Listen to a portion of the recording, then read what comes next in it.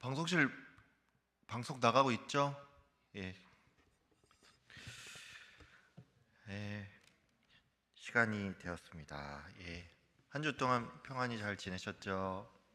네, 오늘 하이델베르크 요리문답 이제 5주차 강의를 좀 들어가도록 하겠습니다. 어, 뒤에 유인물 다 받으셨죠? 예, 그 출석 체크 좀 글씨 너무 작게 해서 죄송합니다. 이게 어르신들 많은데 제가 A3로 뽑아야 되는데 죄송합니다. 다음에는 제가 A3로 뽑아서 뒤에 좀 놔두도록 하겠습니다. 예, 예, 저도 잘 안 보입니다. 예, 지난 시간 강의 요약 먼저 하고 그 다음에 좀 진행을 하도록 할게요.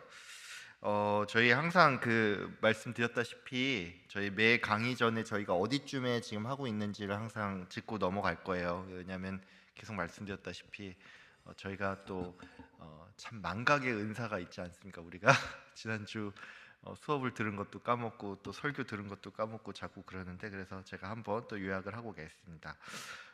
지난 시간 강의 요약입니다. 먼저 저희가 1문, 2문 참된 위로 가운데 우리가 복된 인생으로 살고 죽기 위해 어떤 걸 알아야 됩니까? 이게 바로 이제 1강에서 1문과 2문을 좀 했는데요. 그래서 나의 죄와 비참함이 얼마나 큰지를 알아야 된다라고 1부를 통해서 배웠죠. 그리고 지금 이제 2부, 그러면 우리는 어떻게 이 죄와 비참함으로부터 구원을 받는가, 이 내용이 12문에서 85문까지 있다고 했고, 저희 목표는 일단은 이번 학기에 여기 85문까지 나가는 게 목표인데, 목표예요. 목표니까 이게 또 좀 어려울 수도 있어요. 근데 이제 85문까지 나가는 걸 목표로 하고 있는데 현재 2부 진행 중에 있어요. 그리고 지난 시간에 뭘 배웠냐? 지난 시간에 20에서 21문 참된 믿음이 무엇입니까에 대해서 배웠고, 그리고 우리가 믿어야 될 내용으로서 보편적이고 의심할 여지가 없는 그 기독교 신앙의 조항, 그러니까 좀 요약을 한 거죠. 사도신경 중에서도 먼저 성부 하나님에 대해서 배웠습니다. 그래서 오늘은 성자 예수님에 대해서 좀 살펴볼 예정인데, 원래 제가 이거를 성자 예수님은 오늘 하루에 다 다루는 걸로 처음에는 강의안에 그렇게 좀 썼어요. 처음에 강의안에 썼는데 쓰고 보니까 문제가 뭐였냐면, 그게 성자 예수님이 밑에도 보면 알겠지만 29에서 52문까지로 구성이 되어 있어요. 그러니까 이게 문답 수로 치면은 24개잖아요. 24개 문답이기 때문에 이거를 1시간 안에는 절대 할 수 있는 분량이 아니에요. 제가 진짜로 막 그냥 쭉쭉쭉 읽으면서만 넘어가는 그런 식으로밖에 할 수가 없기 때문에, 그래서 성자 예수님에 대해서 오늘 하고 다음 시간에도 좀 나눠서 할 예정이고요. 그래서 그렇게 좀 진행을 할 생각입니다. 그래서 이 성자 예수님 부분은 29에서 52문, 제가 사도신경 전체에서 사도신경의 그 내용 중에 보면 앞부분이 성부 하나님 돼 있고 뒷부분이, 중간 부분이 제일 한 70% 분량 정도로 성자 예수님에 대한 내용이 있다 그랬죠. 그리고 성령님께서 어떤 일을 하셨는지 그 마지막 부분으로 이루어져 있다라고 설명을 했는데, 이 성자 예수님은 이렇게 크게 이렇게 구분될 수 있습니다. 29에서 52문 중에서 먼저 앞에 29에서 34문까지는 성자 예수님의 위격에 대한 설명, 그러니까 쉽게 말해서 예수님 어떤 분인가, 이런 내용들이 29에서 34문까지 나와 있어요. 근데 요거를 예수님의 그 중보자의 호칭을 통해서 좀 이제 살펴보는 게 이렇게 구성이 좀 돼 있고요. 이게 왜 그러냐 하면은 우리 사도신경 보면은 전능하사 천지를 만드신 하나님 아버지를 내가 믿사오며 그 외아들 우리 주 예수 그리스도를 믿사오니라고 돼 있잖아요. 근데 순서가 라틴어 사도신경 같은 경우는 어떻게 돼 있냐면 인 예숨 크리스툼 필름 에이오스 유니겐툼 도미는 노스트룸으로 돼 있어요. 그러니까 이 순서가 우리는 그 외아들 우리 주 예수 그리스도를 믿사오니로 이렇게 돼 있잖아요. 근데 라틴어 사도신경은 순서가 예수 그리스도 그의 독생하신 아들 우리 주 이렇게 표현이 돼 있어요. 이렇게 표현이 돼 있는데 여기 글씨 보이시죠? 이게 보면은 인 아내라는 의미예요. 그러니까 똑같아요. 그다음 이에숨 해서 이게 이제 그 라틴어는 그 뒤에 m이 붙으면은 음으로 끝나면 이게 이제 대격이라고 해가지고 목적격이에요. 그래서 이게 다 목적격으로 끝나요. 예수를 크리스토를 필리움 에이우스 유니겐툼. 이건 뭐냐면은 필리움이 선 아들이라는 거예요. 아들이란 말이 있고, 아들을 에이우스 그의 아들, 그의 유니겐툼. 유니는 원이라는 의미고, 겐툼은 태어났다라는, 그래서 독생하신 아들, 하나의 독생하신 아들을, 그의 아들을,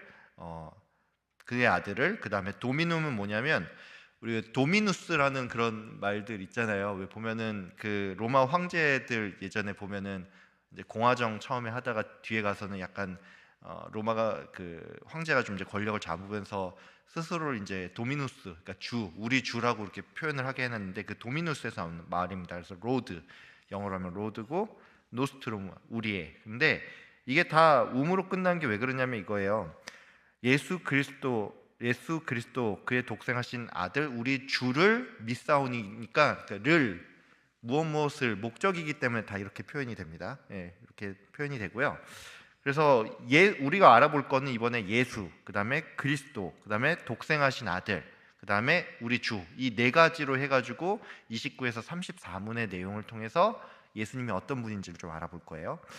참고로 이 하이델베르크 요리 문답 같은 경우에 제네바 요리 문답서랑도 좀 유사합니다. 그래서 29에서 30문 같은 경우에 제네바 요리 문답서에서는 32, 33문으로 다루고, 그리스도 부분은 31문, 32문으로 돼 있는데 제네바는 34에서 45문까지 좀 길게 돼 있죠. 독생하신 아들은 33문인데 제네바 이런 식으로 이렇게 좀 구성이 돼 있습니다. 그 다음에 앞서 이제 앞부분은 성자 예수님이 어떤 분인지에 대해서 좀 설명을 한다 그랬죠. 그리고 뒤에 부분 35에서 52문까지는 성자 예수님의 사역에 대해서 설명을 하는데, 이것도 크게 둘로 나눌 수가 있어요. 첫 번째로는 35에서 44문까지는 예수님께서 낮아지셨다라는 건데, 이 낮아지심이 뭐냐?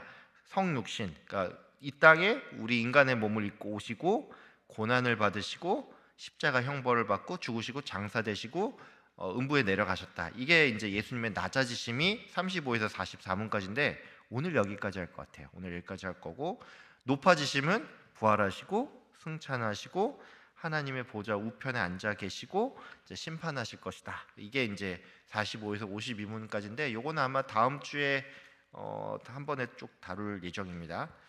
예. 그래서 이제 그 성자 하나님 이제 부분에 대해서 이제 한번 알아보도록 하겠습니다. 이제 29문 제가 읽을게요. 그럼 답 한번 읽어주세요. 왜 하나님의 아들을 예수 곧 구주라고 부릅니까? 우리를 우리 죄에서 구원하시기 때문이고, 또 그분 외에는 어디에서도 구원을 찾아서도 안 되며. 예, 잘 감사합니다. 예수님의 이름의 그 호칭의 의미가 뭐냐 하면은, 그 예수란 이름 자체가 여호와의 구원이라는 의미를 가지고 있어요. 그래서 구원자라는 의미를 가지고 있는데, 구약 시대에 그 동일한 이름 뜻을 가진 그 인물이 있죠. 여호수아도 이게 이제 예수란 이름 자체를 히브리식으로 표현을 하면 여호수아라고 해요. 여호수아라고 하고, 이것도 이제 여호와의 구원이다라는 그런 의미를 가지고 있습니다.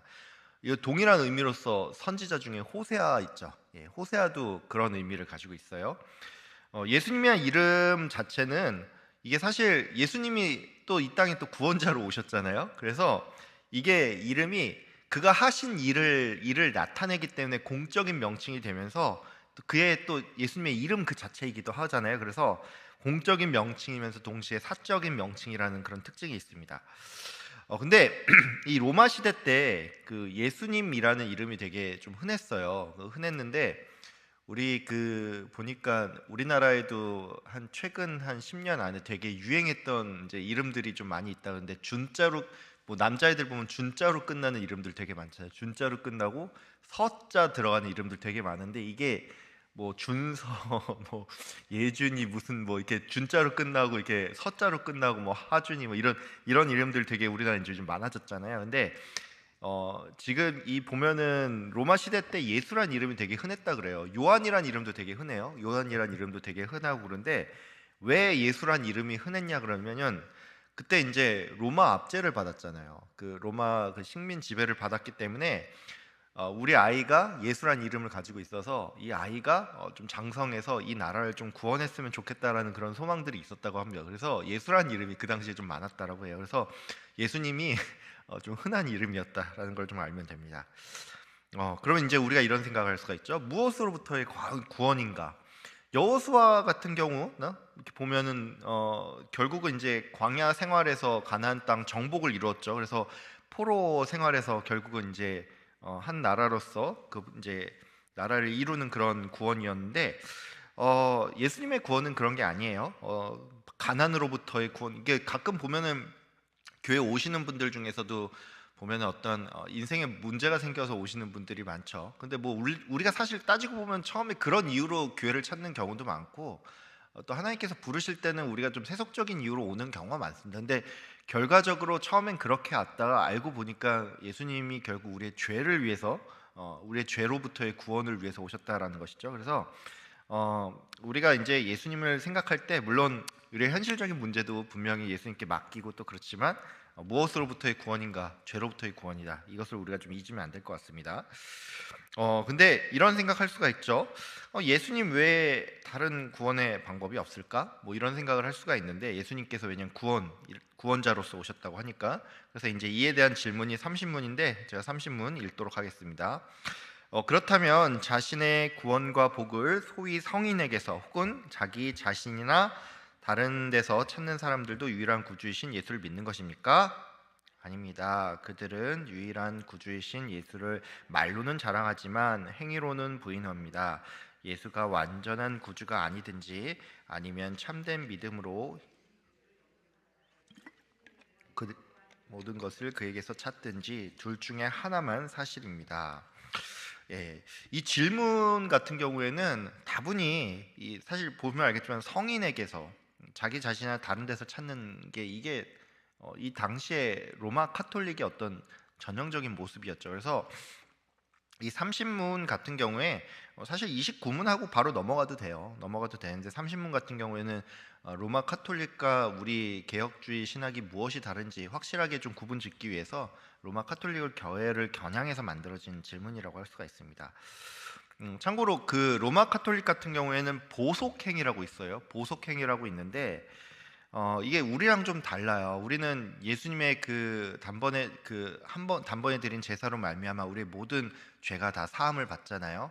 물론 회개는 여전히 또 살면서 또 필요한 그런 문제긴 하지만 하나님께서 우리 예수님 보내주셨대. 예수님은 우리의 과거의 죄뿐만이 아니라 미래와 현재의 모든 죄들을 다 해결을 하셨습니다. 근데 로마 카톨릭 같은 경우는 좀 달라요. 왜냐하면 이 예수의 공의에 대해서도 세례를 할 때 교회가 그 의를 주입을 시켜줍니다. 그러니까 교회가 그래서 사제들이 되게 중요한 게 의를 주입시키는 그런 권한이 있거든요. 그러니까 로마 카톨릭 같은 경우에 되게 그 하이라키 구조가 잘 돼 있는 게 뭐냐면은 그런 권한들이 있기 때문에 그런 거예요. 우리들은 그런 게 없잖아요. 목사가 세례를 준다고 해서 갑자기 무슨 힘을 발휘해서 의가 주입되고 이런 개념이 없잖아요. 근데 거기는 그런 개념이 있습니다. 그래서 이 옛날 왕들이 이랬어요. 그러니까 예수의 공의가 뭐냐? 세례를 줄 때 그 사람의 원죄와 그 이전까지의 자범죄는 해결을 해줘요. 해결을 해줘요. 그래서 옛날 그 중세 시대 때 왕들 같은 경우에 일부러 세례를 되게 죽기 전까지 미뤘다가 받는 경우가 많았습니다. 이게 왜 그러냐면은 왜냐면 최대한 죽기 전에 받아야 그 이전까지 모든 죄가 사해지고 이후에 내가 저게 적은 거잖아요. 죽을 날이 얼마 안 남았으니까 내가 범할 죄도 적은 거니까 연옥 가서 오랫동안 이거를 내가 처리하느니 죽기 전까지 최대한 미뤘다 받겠다 그런 왕들도 많이 있었다라고 합니다. 그래서 이 로마 카톨릭 같은 경우 예수의 공의에 대해서 원죄와 세례받기 이전의 그 자범죄는 좀 해결을 하지만 이후의 죄는 갚아야 되는 그런 개념이 있습니다. 근데 그걸 갚을 때 어떻게 하냐? 이 갚는 행위를 보속행위라고 해요. 그러니까 죄책 자체는 이제 고해성사나 이런 것들을 통해서 죄에 대한 책임 자체는 사면이 돼요. 근데 죄를 지었으니까 벌은 받아야 돼. 이 벌 자체는 사면이 안 되거든요. 벌 자체는 사면이 안 되는데 이거를 면제를 받는다든지 이거를 갚아 나가는 행위를 보속행위라고 부릅니다. 그래서 이게 어떤 게 있냐? 뭐 기도를 한다든지 선행을 한다든지 뭐 극기하는 그런 방식으로 갚는다라는 것이죠. 그래서 고해성사하다 보면은 이런 식으로 하는 거예요. 뭐, 자매님이 그런 죄를 지었는데 제가 그 죄에 대해서 성부와 성자, 성령의 이름으로 사면을 받았습니다. 이제 그것에 대한 그 갚아야 될 것이 있으니 교회 앞으로 3주 동안 무슨 봉사를 하십시오. 이게 보석행위를 요구를 해요. 이런 식이 됩니다. 이게 보석행위인데, 이 보석행위로서 나온 게 또 뭐가 있냐면 면벌부가 있어요. 이게 면죄부라고 우리가 불리는 게, 정확한 명칭은 면벌부입니다. 죄책을 사면하는 게 아니라 벌을 사면해 주는 개념인데, 교회의 권위로서 그 벌을 면해 준다 그랬죠. 그래서 뭐 이걸 굉장히 문장을 잘 쓴 사람이 뭐라면, 당신의 그 돈이 헌금함에 떨어질 때 그 소리가 천국 그 연옥에 전달이 될 것이다. 당신의 부모를 구원할 것이다.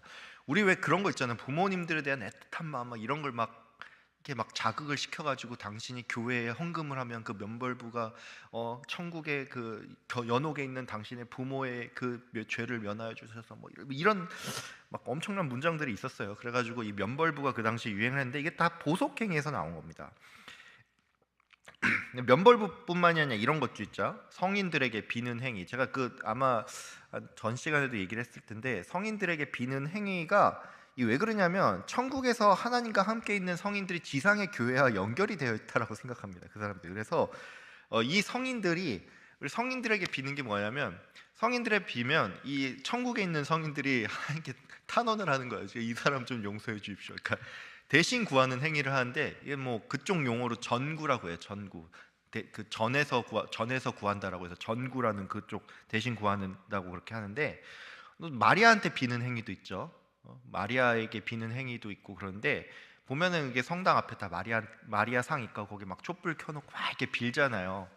제가 궁금해서 예전에 그 천주교 그 군종병한테 제가 한번 물어봤습니다. 제가 군인일 때 마침 저랑 같이 근무했던 사람 중에 천주교 군종병이 있어가지고 제가 물어봤어요. 그 대전에 있는 무슨 천주교 신학원 같은 데를 다닌다는 친구였는데, 왜 마리아한테 비냐 하니까, 이 부모에게, 그 예수님의 부모잖아요. 엄마한테 빌면은 엄마가 또 아들에게 잘 전달하기 때문이라고 그러는데, 그 근거가 뭐냐고 하니까, 가나 혼인 잔치 때 아들한테 가가지고, 아들아 이 포도주가 다 떨어졌다, 좀 이렇게 좀 해결을 해달라, 이런 장면들이 나오잖아요. 그래서 그런 성경적인 근거가 있다라고 얘기를 하는데, 너무 인간적이죠. 예. 너무 인간적이에요. 좀 그런 면모가 있습니다. 그리고 여기 이제 이 사람들 이 보석행위에 꼭 얘기를 할 때 연옥을 또 빠지지 않고 얘기를 해야 되는데, 이 연옥이라는 공간이 뭐냐? 중대한 죄를 범한 사람은 갈 수가 없어요. 연옥도 갈 수가 없어요. 이 사람들은 연옥도 갈 수가 없는데, 작은 죄를 지었거나 이미 용서받은 죄에 대한 충분한 보석행위를 현세에서 하지 못한 사람들이 내세에서 갚는 그 장소입니다. 그러니까 일종의 정화를 하는 그런 장소인데, 이게 또 보면은 마카베오라는 그 외경이 있어요. 상 마카베오 하라고 해가지고, 우리 같은 경우에는 구약과 신약이 갑자기 39권이나 27권 돼 있잖아요. 거기는 39가 아니라 43이었나? 제가 정확히 기억이 안 나요. 그러니까 몇 권이 더 있습니다. 뭐 예언서 중에 유디서, 토비서 뭐 이런 것도 있고, 뭐 마카베오 상하 뭐 이런 것도 있고, 코헬렛이었나? 그래서 잠언 말고 집에서 뭐 이런 것도 있어요. 그래서 한 몇 개 더 있는데, 저희 집에 궁금해, 저 천주교 성경도 집에 있거든요. 그래서 예전에 한번 다 읽어본 적이 있었는데, 아무튼 그걸 좀 근거로 이렇게 한다라고 하는데, 그러니까 대죄를 지은 사람은 연옥도 못 가고, 작은 죄를 지었는데 이걸 다 못 갚은 사람이 갚는 공간이 연옥입니다. 그러면 이제 이런 궁금함이 생길 수가 있죠. 대죄는 뭐냐? 대죄는 이제 크게 세 가지예요. 심각한 내용의 죄입니다. 그러니까 살인이라든지 간음이라든지 심한 도둑질, 아니면 신앙 자체를 아예 배신하는 그런 대죄를 범했는데, 이 죄를 범해도 다 연옥에 못 가는 건 아니에요. 근데 뚜렷이 인지를 하고 죄를 지어야 됩니다. 뚜렷이 인지를 하고 죄를 지었는데 또 이걸 마침내 회개하지 않은 경우에 대죄가 됩니다. 그러니까 내가 살인을 했어, 아니면 뭐 간음을 했어. 그런데 인지까지 하고 죄를 졌어요. 근데 마지막에 회개했어. 하나님 죄송합니다, 용서해 주십시오, 이렇게 하면은 대죄는 아니에요. 그러니까 이 세 가지 조건이 다 만족이 돼야 대죄라고 합니다. 근데 이런 사람들은 못 가요. 연옥도 못 갑니다. 근데 한번 생각을 해보세요. 우리가 우리 그리스도인 이제 기독교 개신교라고 하더라도, 우리가 이런 죄를 안 범하면 좋겠지만 이런 죄를 범하는 게 있죠. 범하는 가능성이 있지 않습니까? 예를 들어서 뭐 좀 안타까운 일이지만 뭐 심한 도둑질이 예를 들어서 안 그러면 좋겠지만 예를 들어서 어떤 목사님이 교회 돈을 착복하는 경우가 있나요, 없나요? 예, 있어요. 어떤 교회 목사님이 성도랑 바람이 났다 이런 경우 있어요, 없어요? 살인까지는 잘 안 나지만 살인하는 마음을 가지고서 막 사역하시는 분들도 많죠. 신앙 배반하는 행위 있습니다. 이게 우리가 있어요. 이게 있는데 뚜렷이 인지하고 죄를 지어요. 근데 회개를 하면 좋겠지만 끝내 예를 들어서 회개를 못했다기보다는 막 그 사람이 막판에 갑자기 치매가 왔다든지 뭐 그런 일이 생겨서 회개하지 못하는 경우가 있을 수가 있죠. 근데 벌써 여기서 이런 대죄와 소죄를 구분을 짓는다는 게 뭐냐 하면은 예수님의 그 효력에 대해서 그 예수님의 그 죄 사하심의 효력에 대해서 이미 제한을 하는 거예요. 인간의 어떤 행위로서 그 제한을 하는 거고 보석의 개념이 있다라는 것 자체가 다 사하시지 않았다. 인간이 갚아야 된다라는 개념이 있다는 것이죠. 그러니까 이거 자체가 이미 그 예수님의 그 단번에 드린 제사를 부인하는 그런 효과가 있다라는 것이죠. 물론 그 사람들 이렇게 말해요. 예수를 믿고 난 이후에 선행으로서 뭐 그게 없다는 것은 너희들 저주받을지어다. 뭐 이런 식으로 아예 자기네들 트리엔트 공의회 때 아예 막 결의를 하는 것들이 있어요. 근데 이게 사실 우리 인간들이 참 그 문제는 뭐냐면 이 알메니안이랑 이 로마 카톨릭, 그러니까 세미 펠라기우스적인 요소들이 우리에게 굉장히 있습니다. 그러니까 왜냐하면 여러분 한번 생각해 보세요. 지금 저도 장로교에 속해 있고 장로교 목사지만 저 자신을 볼 때 생각해 보면 좀 하나님 나 진짜 구원받은 거 맞아요? 이런 의심이 올 때가 있어요. 왜냐하면 나를 보면은 내가 합당하지가 않거든요. 목사 맞아? 약간 막 그런 생각도 들고 이게 우리에게 이 알미니안과 로마 카톨릭적인 요소는 있습니다. 왜냐하면 우리는 딱 기브 앤 테이크에 되게 익숙해져 있는 사람들이기 때문에 이건 좀 아닌 것 같아요. 뭐 나도 모르게 그런 생각이 온다는 것이죠. 그래서 나의 신앙생활에 있어서 나의 신앙생활 상태가 좋다 나쁘다를 나의 신앙생활이 어떠냐에 따라서 많이 갈린다라는 것이죠. 그래서 나의 상식 또는 세상적인 무엇을 다른 요소가 우리에게 있다라는 것이죠. 한번 이런 것들 나에게 있지는 않은지 아마 많이 고민하실 것 같아요. 한번 각자 한번 생각을 좀 해보시길 바랍니다. 그래서 이 예수님이 구원자라는 사실을 믿는다는 건 뭐냐? 다른 말로 나의 어떤 무엇이라든지 나의 상태나 아니면은 믿음도 나의 결단이다. 뭐 이런 모든 것까지 거기서 나의 무엇이 아니라 정말로 예수님 그 자체를 유일한 구원자로 받아들이는 것이 바로 예수님이 구원자라는 사실입니다. 자, 31문 넘어갈게요. 그분을 왜 그리스도 곧 기름 부음을 받은 자라고 부릅니까?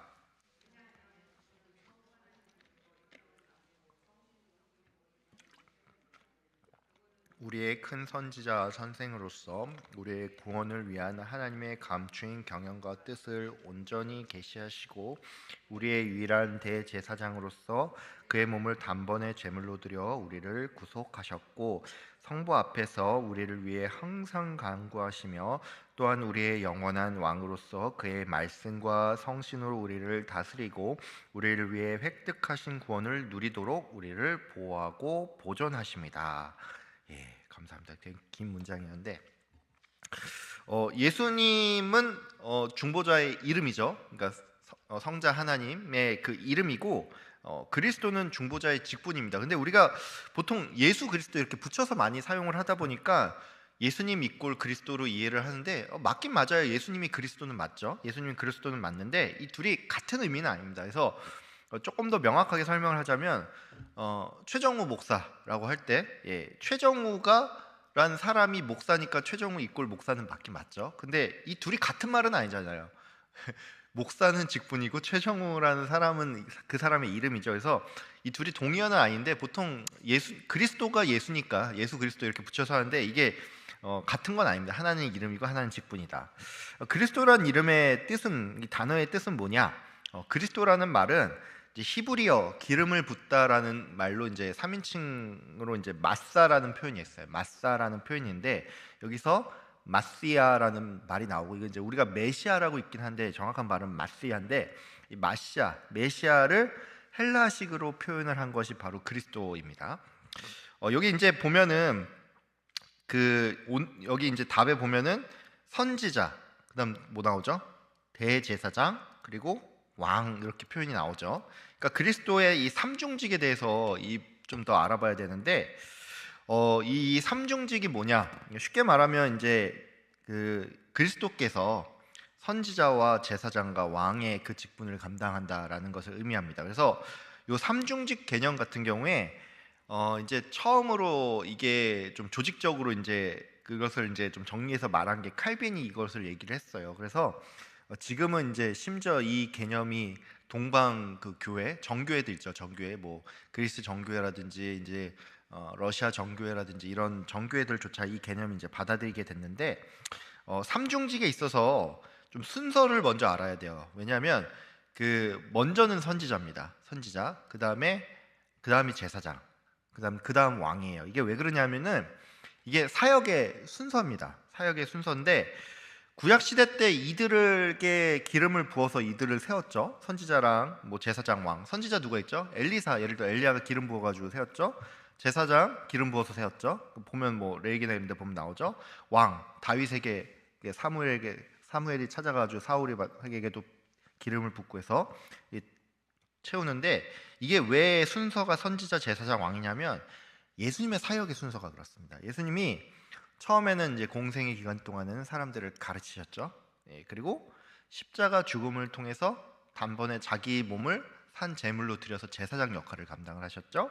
그 다음에 하늘에 올라가서 그 다음에 어떻게 하죠? 우리들을 다스리시죠. 그래서 순서가 이렇게 선지자, 제사장, 왕으로 이렇게 원래는 이제 좀 정리가 됐습니다. 그 삼중직에 이제 우리가 좀 세 가지 요소를 알아야 되는데, 누가 그리스도를 세웠냐? 성부 하나님께서 세우셨다. 어떻게 세우셨냐? 기름을 부었는데 누구를 통해서? 성령으로 기름을 부으셨다라는 것이죠. 우리 보면은 그 장면 나오죠. 예수 그리스도께서 세례를 받고 딱 이렇게 하늘에 딱 열리면서 이는 내 사랑하는 아들이 이렇게 딱 나오는 장면 나오잖아요. 그래서 성령으로 기름을 부으셨고, 그 직분으로서 무엇을 하냐? 선지자와 제사장, 왕의 직분을 감당을 하는데, 선지자는 뭐냐?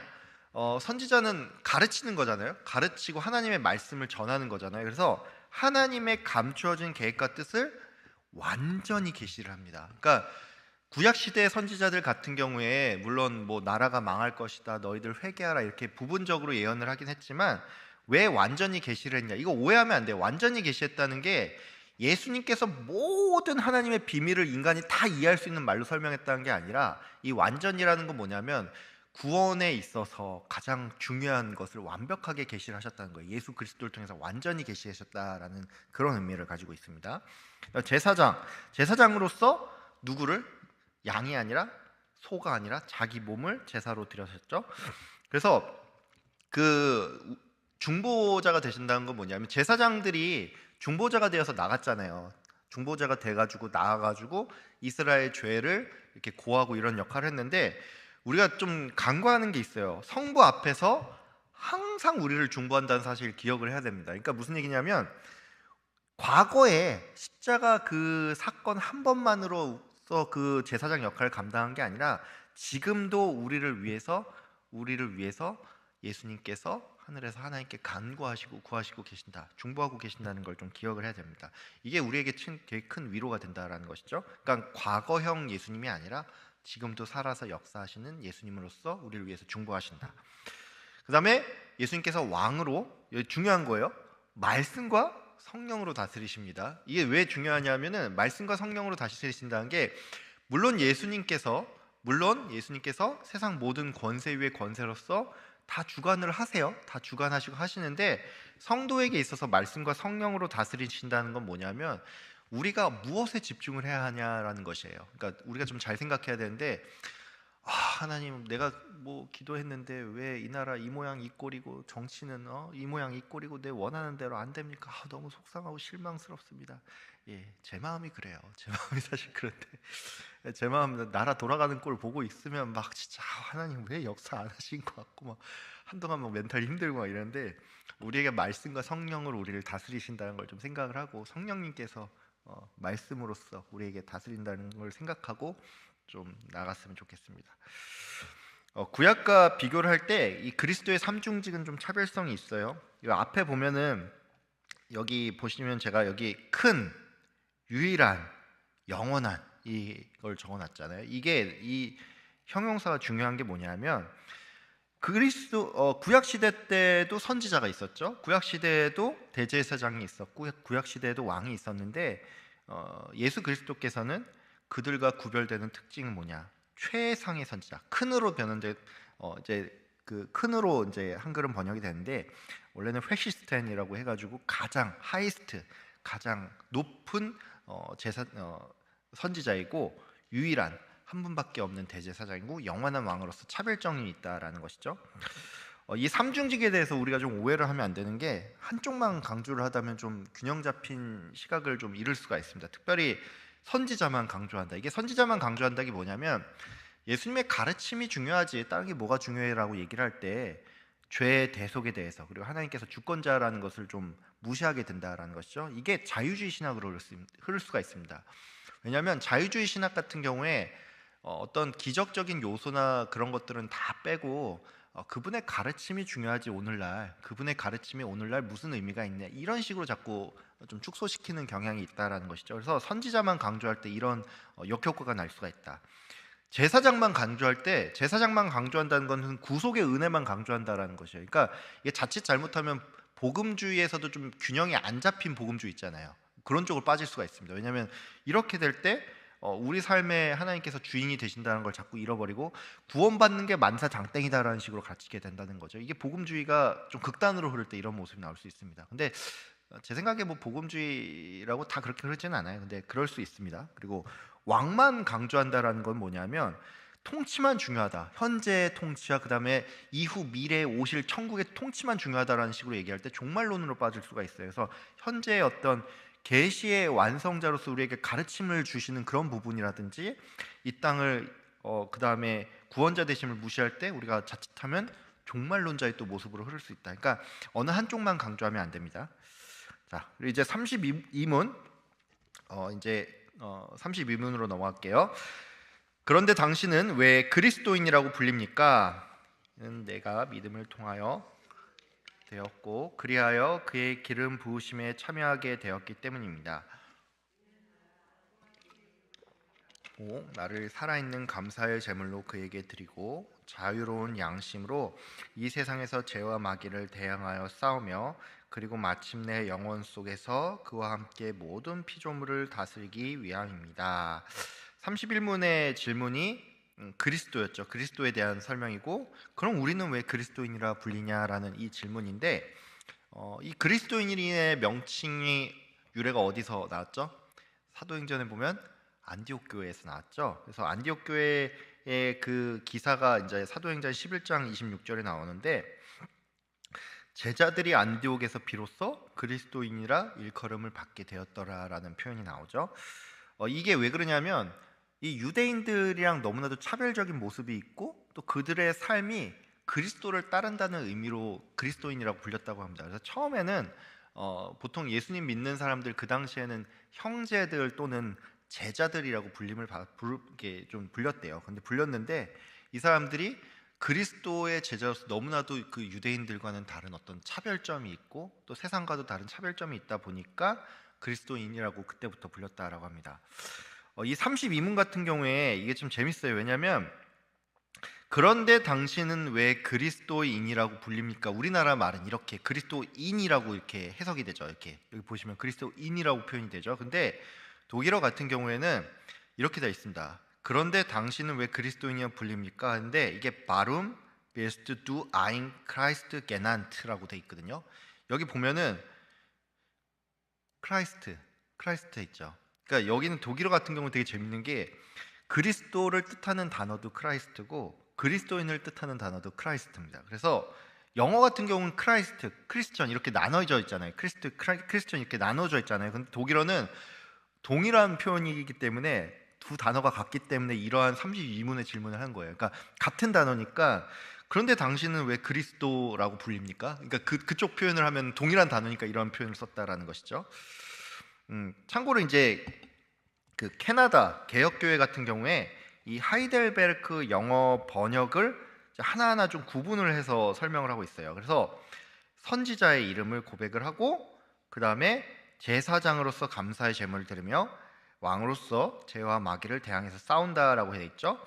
그래서 한국어 번역판 같은 경우에 이 선지자, 제사자, 왕을 넣습니다. 이게 왜 그러냐면 여기 보시면 우리가 이 그리스도인이라고 불린다는 것은 뭐냐면, 당신 왜 그리스도인이라고 불려요라는 것은 그냥 내가 예수님 믿어서 그리스도인이에요 이런 의미만 가지고 있는 이 자기소개가 아닙니다. 이게 무슨 얘기냐? 그리스도의 삼중직이 성도에게 연장이 되고 유효하다라는 것을 의미해요. 그래서 여기 보시면 이는 나 또한 그의 이름을 고백하고 나를 살아있는 감사의 제물로 그에게 드린다라고 했죠. 이거는 선지자로서 갑자기 말이 생각이 안 나죠. 예. 제사장으로서, 그 다음에 나 또한 그의 이름을 고백한다라는 건 선지자로서, 그 다음에 자유로운 양심으로 죄와 마귀를 대항하면서 싸운다라는 건 왕으로서 그렇게 한다는 거예요. 그러니까 예수 그리스도께서 감당하신 삼중직의 그 사역이 우리에게도 또한 연장이 돼서 우리 또한 선지자로서 예수님을 증거를 하고, 우리 또한 제사장으로서 삶에서 하나님께 감사의 제물을 드리고, 또 왕으로서, 왕이라는 건 뭐죠? 왕이 막 여기저기 휘둘리면 왕이 아니잖아요. 그래서 죄와 마귀에 대항해서 싸우는 것이 바로 또 왕으로서 이런 역할을 한다라는 것입니다. 근데 이 성도의 삼중직에 대해서 조금 잘못된 인식을 가지고 있는 사람들이 있어요. 뭐 예를 들어 이런 거죠. 내가 이 시대의 사도이다, 이 시대의 선지자이다 막 이러면서, 이게 좀 되게 애매하긴 한데 내가 메시아라고는 얘기를 안 하고 내가 예수 그리스도 뭐 재림 예수다 이렇게까지는 얘기를 안 하는데, 내가 하나님의 말씀을 전하는 이 시대의 사도이다 뭐 이런 식으로 얘기를 하는 사람들이 있어요. 근데 분명히 말씀드리는데 이 시대에는 사도와 선지자는 없습니다. 왜냐하면 이거는 특별 계시를 위해서 일시적으로 주어진 직분이에요. 그래서 지금까지 있는 직분이 아니기 때문에, 물론 사도의 정신을 계승을 할 수가 있고 선지자의 정신을 우리가 계승하면서 살 수는 있지만, 지금 이 시대에 내가 사도다, 선지자다 이렇게 말을 하고 다니면 안 됩니다. 예. 자, 이제 33문 넘어갈게요. 지금 약간 당이 떨어져가지고 입이 자꾸 꼬이네요. 예, 33문. 그런데 우리도 하나님의 자녀인데 왜 그분을 하나님의 독생자라고 부릅니까? 왜냐하면 그리스도만이 영원하시고 본질적인 하나님의 아들이시기 때문이며, 우리는 오직 그분으로 말미암아 은혜로 하나님의 자녀로 입양되었기 때문입니다. 31문, 32문 같은 경우에 그리스도라는 표현이 나오는데, 그거는 이제 예수님의 인성에 대해서 조금 강조를 하는 거라고 하면은, 33문 같은 경우에 하나님의 독생자라는 표현이 있죠. 이건 뭐냐면 예수님이 신이시다, 그러니까 예수님의 신성, 그리스도의 신성을 가르치는 게 33문의 그 요점이라는 것입니다. 그러니까 성자 하나님의 본질이 하나님 그 자체라는 것이죠. 제가 그 비유를 한번 드렸었죠. 이렇게 동물, 예를 들어 멍멍이의 아들이 멍멍이고 사람의 아들이 사람이고 하나님의 아들은 하나님이다라는 그런 비유를 좀 들었었는데, 그러니까 영원하시고 본질적인 하나님의 아들이 이 시간 안에, 그러니까 BC가 아니죠. 지금부터 한 2000년 전에 시대 가운데 우리의 시간 안에서 나타나시긴 하셨지만, 예수님이라는 분은 영원 전에 계신 분이고, 그리고 이 시간에 얽매이지 않은 분이다 라는 그런 표현입니다. 하나님을 우리가 보면은 모세가 묻잖아요. 하나님 이름을 물어볼 때 나는 스스로 존재하는 자다라고 했는데, 이게 조금 어떻게 보면은 의미를 좀 의역한 거긴 한데, 그게 보면은 예흐예라는 그런 이게 표현이 있어요. 그러니까 나는 있는 나다라는 그런 표현이거든요. 그러니까 그런 표현인데, 이게 무슨 의미냐면, 그러니까 이걸 스스로 존재한다라는 표현 자체가, 스스로 존재한다라는 거는 시간에 얽매이지 않는다는 거죠. 왜냐면 우리는 시간에 얽매여 있을 때 우리 위에 누가 있고 누가 있다라는 그 생각을 할 수밖에 없잖아요. 시간과 공간을 얘기할 때 그렇게 생각할 수밖에 없는데, 스스로 존재한다라는 것 자체는 이 시간의 차원에 얽매이지 않은 훨씬 더 고차원에 있다라는 그런 의미가 있어요. 그래서 하나님의 신성은 그가 독생자라는 것 자체가 예수 그리스도께서는 바로 그 하나님이시다, 신성을 의미한다라고 할 수가 있습니다. 우르시누스 같은 경우에 이 부분에 대해서 이렇게 세 가지를 설명을 하고 있어요. 그러니까 말씀이신 하나님의 아들은 그가 육체를 입기 전부터 이것과는 상관없이 하나의 객 객체이며 위격이며 지금도 그러하시다. 그러니까 우리 인간의 몸을 성육신을 하기 전에도 성자로서 계셨다라는 그 의미이고, 성육신 이후에 하나님의 아들이 된 게 아니라 태초에, 그러니까 태초 정확히 말하면 영원 전부터 하나님의 아들로 계셨다라는 그런 의미입니다. 그리고 성자는 성부와 성령과 구별되는 하나의 위격이지만 본질에 있어서는 동일하시다. 그래서 요거 같은 경우에 이제 그 아리우스 같은 아리우스 논쟁이 있었죠. 아리우스는 예수님이 성부보다 좀 열등한 어떤 피조된 존재로 얘기를 했는데 이거 잘못된 견해입니다. 그래서 우르시누스는 이 33문에 대해서 이렇게 해석을 하고 있어요. 한번 참고를 하시면 좋을 것 같고, 그러면 이제 성도는 뭐냐? 성도는 하나님의 자녀로 입양이 되었다라는 것이죠. 그러니까 성도는 양자가 된 겁니다. 양자가 된 건데, 로마서 8장 15절에 보면 이런 말이 있죠. 너희는 다시 무서워하는 종의 영을 받지 아니하고 양자의 영을 받았으므로 아바 아버지라고 부른다라고 했는데, 이제 이것을 통해서 우리가 알 수 있는 게 뭐냐? 우리가 이제 종이 아닌 자녀라는 것이죠. 종이 아닌 자녀라는 것이고 양자의 영을 받았다. 그래서 입양이 됐다라는 것인데, 하나님의 자녀가 된 게 우리가 본질적으로 우리가 뭔가 예수 그리스도 같은 독생자 같은 신성이 있어서가 아니라 우리의 본질은 그렇지 않지만 하나님께 입양이 됐다라는 것입니다. 근데 우리가 알아야 될 게 있어요. 입양이 됐다라고 해서 결코 열등한 개념이 아닙니다. 우리나라 같은 경우에는 조금 약간 그러죠. 물론 입양한 자녀에 대해서도 내 아이처럼 되게 사랑을 퍼부으려고 하고 있지만 사실 좀 묘하게 그 혈연은 아니다 보니까 친자녀는 아니다라는 이런 인식들이 조금 있긴 한데, 여기서 말하는 이 입양은 우리의 그런 개념으로서 혈족이 아니니까 이런 개념으로 받아들인 게 아니라 친자녀처럼 똑같이 하나님의 자녀가 됐다라는 것입니다. 그러니까 열등한 개념이 절대로 아니에요. 그럼 독생자는 무슨 의미냐? 사실 독생자라는 표현이 기독교 외에는 쓰이지가 않잖아요. 사실 독생자라는 표현이. 근데 옛날엔 외아들로 번역을 했는데 이게 정확한 번역이 아닙니다. 왜냐하면 외아들은 우리 인생 살다 보면 그 외아들 있는 집들 많잖아요. 그러니까 그런 개념이 아니에요. 하나밖에 없는 아들이란 그런 개념이 아니고, 독자도 아닙니다. 독자도 아니에요. 독생자는 독자의 의미도 아니에요. 외아들 의미도 아니지만 독자도 아니에요. 독자 같은 경우 이럴 수 있죠. 간혹 뭐 아들 여럿 낳다가 다 죽고 나서 혼자 남으면 독자라고도 부르잖아요. 외아들은 내가 선택해서 외아들을 알 수가 있잖아요. 근데 그런 의미가 아니에요. 그래서 성부에게서 유일하게 나신 아들로서 독생자는 외아들의 의미도 아니고 독자의 의미도 아니고 진짜 유일한 의미예요. 그러니까 독생자라는 표현은 사실 기독교에만 있는 표현이라고 생각하시면 됩니다. 근데 가끔 보면은 그 이상한 사람도 있죠. 보면은 나도 하나님의 자녀라고 하면서 여기서 더 발전해서 내가 재림 예수라고 말하는 사람 있고 내가 하나님이라고 말하고 다니는 그런 이단들이 있잖아요. 제가 한번 예전에 얘기를 들었는데, 그 현대 종교라는 그런 책이 있어요. 그 탁지원 소장님이 지금 계신 거기 있는데, 거기에서 이제 예전에 조사한 거 봤는데 한국 교회 2020년에 봤던 건데 자칭 재림 예수가 우리나라에만 50명이 있다라고 합니다. 재림 예수가 되게 많죠. 50명 중에 누굴 선택해야 될지 모르겠어요. 재림 예수가 50명이나 있다 그러고 자기가 하나님이라고 하는 사람도 무려 20명이나 된다라고 해요. 대단한 분들이죠. 그런 분들 한 자리에 모아놓으면 진짜 어떤 이적이 일어날지 모르겠는데, 다시 이제 말씀을 드리지만 우리는 본질적으로 본질적으로 뭐가 그런 게 아니라 우리 양자가 되는 것이다. 우리의 본성이 절대 변하는 것은 아니라는 것을 조금 알면 좋겠습니다. 시간이 벌써 45분이네요. 33문 읽겠습니다. 당신 왜 그분을 우리 주라고 부릅니까? 왜냐하면 그분이 금이나 은이 아니라 그의 보혈로서 우리의 몸과 영혼을 우리의 모든 죄로부터 구속하셨고 우리를 마귀의 모든 권세에서 해방하여 주의 것으로 삼으셨기 때문입니다.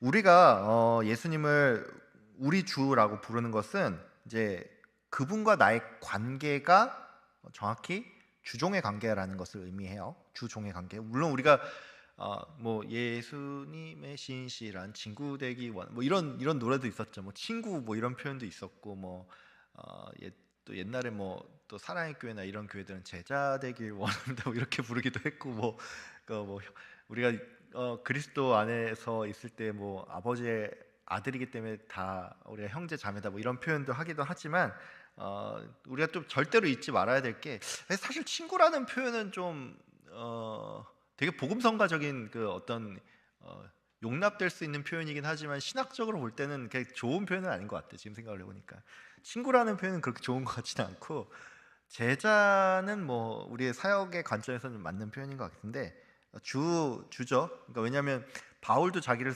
소개할 때 예수 그리스도의 종이라는 표현을 많이 하잖아요. 그러니까 우리도 예수 그리스도와의 관계에서 우리가 종이라는 것이죠. 그래서 우리 주라는 거는 우리가 종이라는 그런 걸 좀 표현을 하고 있습니다. 관계를 나타내고, 또 우리가 그분의 주라고 부르는 것은 종이라는 건 옛날에 노예 뭐 종 같은 경우는 아예 그냥 소유를 의미해요. 그 주인의 소유라는 것을 의미하기 때문에 우리 주라고 그분을 부른다는 것은 그분이 구속을 하셨다라는 의미는 우리가 그분의 소유가 되었다, 소유권이 그분에게 있다라는 그런 의미를 또한 가지고 있습니다. 그러면 우리를 과연 어떻게 획득을 하셨냐? 원래 우리는 마귀의 소유였어요. 우리는 본질상 진노의 자녀로서 마귀의 권세 아래 있던 마귀의 소유였는데, 예수님께서 보혈로서 우리를 피값을 주고 우리를 아예 사신 겁니다. 그렇기 때문에 우리는 원래 마귀의 소유였는데 보혈로서 우리를 사셨다라는 것이죠. 이제 여기까지 34문까지 해서 예수님이 어떤 분인지에 대해서 이제 좀 배웠는데, 이제 그분께서 우리를 자기의 소유를 삼기 위해서 어떤 일을 하셨는지, 예수님의 사역에 대해서 좀 볼 예정인데, 제가 말씀드렸지만 35분에서 52분까지 굉장히 좀 길다고 했죠. 그래서 오늘은 35에서 44분까지 예수님께서 하신 일 중에 낮아지심에 대해서 먼저 좀 보도록 하겠습니다. 35분부터 낮아지심인데, 제가 문 읽을 테니까 다 읽어주시면 합니다. 그가 성령으로 잉태되시고 동정녀 마리아에게서 태어나셨다는 것은 무엇을 의미합니까? 참되고 영원한 하나님이시고 신 하나님의 영원한 아들이 성령의 역사로 말미암아 동정녀 마리아의 살과 피로부터 참된 인성을 자신에게 취하셨습니다. 그리하여 동시에 다윗의 참된 자손일 수 있었고 죄를 제외하고는 범사에 그의 형제들과 같이 되셨습니다. 그가 성령으로 잉태되시고 동정녀 마리아에게 태어나셨다라는 것은 성육신을 의미하죠. 그러니까 예수 그리스도께서, 성자께서 인간의 몸을 입고 오셨다라는 건데, 우리가 좀 잘 알아야 되는 게, 우리가 예수님의 낮아지심을 생각할 때 그 어떤 사람들에게 손가락질 받고 비난당하고 고통을 당하고 십자가에 못 박혀 죽은 그 장면만을 생각을 할 수가 있는데, 성육신 자체가 사실은 낮아지심입니다. 성육신 자체가 낮아지심입니다. 그래서 우리가 그런 말 하잖아요. 이 성육신의 자세로 살라는 그런 말을 하잖아요. 그러니까 낮아지라는 말인데, 이게 생각을 해보면 알 수가 있어요. 하나님께서는 그 본체가 하나님이잖아요. 그러니까 성자 예수님께서 그 본체가 하나님이시기 때문에 그러니까 뭐 공간적인 의미는 아니지만 저 높고 높은 그 이 세계와 비교도 할 수 없는 그 하늘 위에 계시던 분께서 이 악한 세상을 위해서 이 낮고 낮은 이 땅에 오신 거예요. 그러니까 악하고 되게 정말 부조리하고 이 땅에 오신 겁니다. 이게 이제 비유를 하자면 이거예요.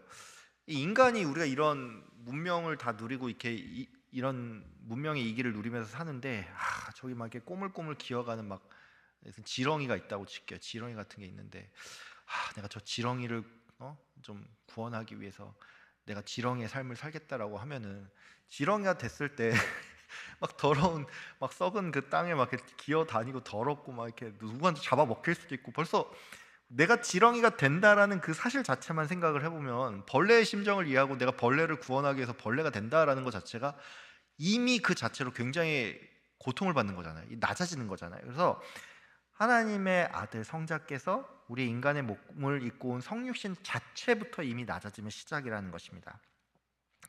근데 이 성육신과 관련해서 우리가 좀 알아야 될 게 있어요. 이 표현에 보면은 이런 표현 있죠. 참되고 영원한 하나님이시고 계속해서 참되고 영원한 하나님이라는 표현이 있죠. 이게 무슨 얘기냐면은, 참되고 영원한 하나님 한 번만 표현하면 되는데 계속해서 참되고 영원한 하나님이다. 이게 무슨 얘기냐? 예수님께서 성육신 하셔서 인간의 몸을 입으셨지만 그럼에도 불구하고 신성의 변화는 전혀 없다라는 것을 의미합니다. 그러니까 성육신 이후에 만약에 신성의 변화가 있다라고 하면 하나님께서는 참 인간이라고 말을 할 수가 없는 거죠. 왜냐하면 신성이 뭔가 훼손이 됐다든지 그런 개념이 되는 거니까. 근데 이 루터교 같은 경우에 이게 이제 신성, 참 하나님, 참 인간, 이거는 같은 개념이긴 한데 신성의 어떤 그 신성과 인성과 관련해서 약간의 그 개혁주의와 이 루터교에서는 약간 좀 견해 있어 좀 차이가 있습니다. 뭐냐면 우리 같은 경우에는 이 신성과 인성이 둘이 교류를 하는데 둘은 정확하게 구분이 되어 있다라고 얘기를 하거든요. 그러니까 성자라는 한 위격 안에 신성과 인성이 정확하게 구별이 되지만 서로 교류를 하면서 구별이 돼 있다라고 얘기를 하는데 루터교 같은 경우에 이제 루터 같은 경우 어떻게 얘기를 하냐? 그 신성이 조금 더 우월한 개념이에요. 신성이 이 인성에 좀 영향을 주는 개념입니다. 그래서 신성에 뭐 보면은 뭐 신성에 보면은 어디에나 계신 편재성 뭐 이런 거 있잖아요. 그리고 뭐 영원성 이런 것들이 예수님의 인성에 좀 더해졌다라도 그렇게 속성교를 그렇게 좀 이해를 합니다. 그래서 이게 그래서 이게 공제설로까지 나와요. 공제설은 뭐냐면은 예수님의 그 살과 피를 상징하는 이 떡과 포도주가 있잖아요. 이거를 이제 할 때 예수님의 인성이 우리는 하늘에 있다라고 하고 있거든요. 근데 거기는 로마 카톨릭이 아니라 루터교 같은 경우에는 신성이 인성에 더해졌기 때문에 예수님의 인성, 그러니까 육체가 편재한다는 거예요. 그러니까 하늘에 계실 뿐만이 아니라 온 세상에 편재하기 때문에 그래서 떡과 포도주가 본질적으로 바뀌진 않지만 거기에 함께 예수님의 살과 피가 거하신다라고 그렇게 얘기를 합니다. 그러니까 이게 신성과 인성에 대한 우리의 이해와 다르기 때문에 이런 게 나오는 거예요. 그래서 예수님이 물 위를 걸어서 제자들에게 오시잖아요. 이거를 개혁주의랑 루터교는 해석을 다르게 합니다. 어떻게 하냐면 루터교는 예수님의 신성이 인성에 더해졌기 때문에 그런 일을 자연스럽게 일으킬 수 있다라고 보는 거고, 우리는 뭐냐면 예수님의 인성을 신성이 떠받들고 계시는 거예요. 물로 빠지지 않게. 그러니까 개혁주의는 그렇게 이해를 하는 거고, 루터교는 이 인성 자체에 신적인 능력이 들어갔기 때문에 걸어가신다라고 얘기를 한 거고, 이런 차이가 있습니다. 이런 차이가 있어요. 이제 뭘 얘기하다 이게 나왔는지 모르겠는데, 그래서 성육신 사건 자체는 신성 인성 자체가 뭔가 짬뽕이 되거나 그런 게 아니다라는 그런 개념을 좀 알면 하고요. 참고로 니케아 신경은 마리아를 이 하나님의 어머니라고 표현을 합니다. 이 표현이 조금 불편할 수가 있어요. 왜냐하면 로마 카톨릭도 이런 표현을 좀 쓰고, 뭐 하나님의 교회 보면 장길자 이런 사람들이 자기 하나님의 어머니라고 이렇게 표현하는데, 그런 이단적인 표현이나 마리아를 신성화하는 표현이 절대로 아니라, 니케아 신경이 이 마리아를 하나님의 어머니라고 표현하는 것은 마리아의 태중에 사람이 아닌 하나님이 계셨다. 그래서 그야말로 그런 그 육체로 나왔다라는 그런 의미이기 때문에 니케아 신경은 이렇게 마리아를 하나님의 어머니라고 표현을 합니다. 여기 보면은 예수님께서 성령으로 잉태를 되셨다라는 것이 나오는데, 이게 이제 그 우르시누스 같은 경우는 이렇게 얘기를 해요. 성령으로 잉태가 됐다. 그러니까 남자의 씨로 태어나지 않았다. 그 다음에 이건 또 무슨 의미냐? 원죄와 관련이 없이 태어났다라고 생각을 합니다. 그리고 신성과 인성의 본질적인 연합이 있었다라고 하는 거예요. 이 원죄와 관련 없이라는 게 무슨 얘기냐면 예수님이 원죄와 관련이 없다는 것이지 마리아 자체가 원죄와 관련이 없다는 게 아니에요. 그 로마 카톨릭은 예수님을 낳는 그 성모 마리아를 향해 은혜를 받은 자야 막 이런 표현이 있잖아요. 그래서 성모 자체가 죄가 사라졌다라고 이렇게 얘기를 해요. 왜냐하면 성모 자체가 성모라는 표현하면 안 되죠. 근데 마리아 자체가 죄가 사라졌지만 예수님도 죄가 없다라는 식으로 길게 얘기를 하는데, 그런 개념이 아니라 개혁주의는 마리아는 그냥 여자 인간의 몸이고 그 태중에 있는 그리스도께서 성령으로 잉태됐다는 건 원죄와 관계없이 태어났다라는 그런 개념으로 이해를 합니다. 제가 이 3번의 신성과 인성의 본질적 연합이라고 말을 했는데, 앞서도 얘기를 했지만 신성과 인성이 뭔가 이게 짬뽕된 그런 혼합된 형태가 아니라 서로 구분된 상태에서 한 위격 안에, 성자라는 위격 안에 신성과 인성이 구별되게 그렇게 있다라는 그런 의미를 가지고 있습니다. 동정녀 마리아로부터 마리아의 살과 피로부터라는 의미는 참된 인성을 취했다는 거예요. 그러니까 동정녀 마리아, 그러니까 마리아에게 인간의 육체와 인간의 영혼을 취했다라는 의미인데, 예수 그리스도께서는 육체만 취한 게 아니에요. 인간의 영혼도 취했습니다. 인간의 영혼을 취했기 때문에 인간적인 생각과 그런 부분도 당연히 있을 수가 있다라는 것이죠. 근데 이런 표현하면 안 돼요. 그래서 고귀한 인성을 취했다, 하늘의 인성을 취했다. 뭔가 말은 되게 좋아 보이는데 이게 신학적으로 맞지 않는 표현입니다. 이런 인성 이게 아니에요. 인성은 마리아에게서 취한 거기 때문에 고귀한 인성, 하늘의 인성을 취했다 이렇게 말을 하면 안 됩니다. 근데 이런 의문을 가지고 있을 수가 있어요. 예수님께서 인간의 영혼을 취했다라고 하니까 하나님께서 영이시라고 하니까 뭔가 이 예수님 안에 두 인격이 뭔가 두 영혼이 싸우는 게 아니냐 막 이상한 얘기를 할 수가 있는데 여기서 말하는 그거는 하나님께서 영이시라는 것은 인간의 그 이분설에 의한 그 영혼을 의미하는 게 아니라 하나님의 본질을 의미하는 거기 때문에 두 영혼을 취한 그런 개념이 아닙니다. 두 영혼이 있다라는 그런 개념이 아닙니다. 36문 넘어갈게요. 그리스도의 거룩한 잉태와 탄생은 당신에게 어떤 유익을 줍니까? 는 우리의 중보자이심으로 잉태되고 출생할 때부터 가지고 있는 나의 죄를 그의 순결함과 온전한 거룩함으로 하나님 앞에서 가려줍니다. 거룩한 잉태와 탄생은 우리에게 이제 두 가지 유익을 줘야, 첫 번째는 우리가 중보자에 대한 확신을 얻을 수 있다라는 것이죠. 그래서 그리스도께서 중보자라는 사실을 우리의 믿음이 이제 확증할 수 있다라는 것이고, 그다음 속죄의 유익이 있습니다. 그러니까 거룩한 잉태랑 탄생은 예수님께서 중보자 되신다. 그다음에 그분이 우리에게 속죄를 하셔서 우리가 의롭다고 칭함을 받는다라는 것을 알 수가 있는데, 이 속죄와 관련해서 조금 생각해 볼 주제가 있어요. 뭐냐면 예수님께서 탄생하신 이유 자체가 우리의 죄를 위해서 탄생을 하셨잖아요. 그래서 성탄절날 가끔 어떤 교회에서는 자 오늘 성탄절입니다. 자 우리 다 같이 예수님 생일 축하해요 외쳐봅시다 뭐 이런 거 할 때 있잖아요. 이게 아마 하신 분들 있을 거예요. 저도 아마 옛날에 통합친 교회 다녔을 때 그런 거 했던 것 같은데 사실 어울리는 표현이 아닙니다. 왜냐하면 예수님의 탄생에 대해서 우리가 감사하고 찬송은 드릴 수 있을지언정 그가 태어나신 이유는 우리의 죄를 위해서 죽으시기 위해서 고난받기 위해서 태어나셨다라는 것이죠. 그래서 속죄하기 위해서 태어나셨는데 그걸 놓고 죽을 사람 앞에 두고 사형수 앞에 두고 축하합니다 이거 말이 안 되는 거잖아요. 그러니까 사실 우리가 좀 이게 신학적으로 너무 엄밀해질 필요는 없지만 이런 부분에 있어서 좀 지양해야 될 부분인데 혹시 화성교회에서 어떤 분이 자 예수님 오늘 탄생했는데 생일 축하합니다라고 하면은 싸우지 마시고 나중에 조용히 가서 이렇게 하시면 안 됩니다라고 조용히 말씀드리기 바랍니다. 자 37문 고난을 받으사라는 말로 당신은 무엇을 고백합니까?